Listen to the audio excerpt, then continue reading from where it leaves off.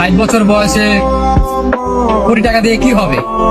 যদি 18 বছর বয়সের শখগুলো পূর্ণ করতে না পারি কি হবে? শেষ মুহূর্তে 100 কোটি টাকা কামিয়ে কি হবে? তখন তো আর বেঁচেই থাকবো না।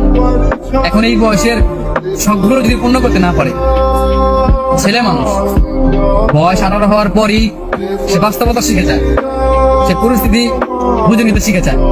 দায়িত্ব কি জিনিস তাকে শিখাতে হয় না, এমনিতেই বুঝে যায়। 18 বছরের পর একটা ছেলে বেকার থাকার যে কি যন্ত্রণা সেটা কেউ বুঝবে না।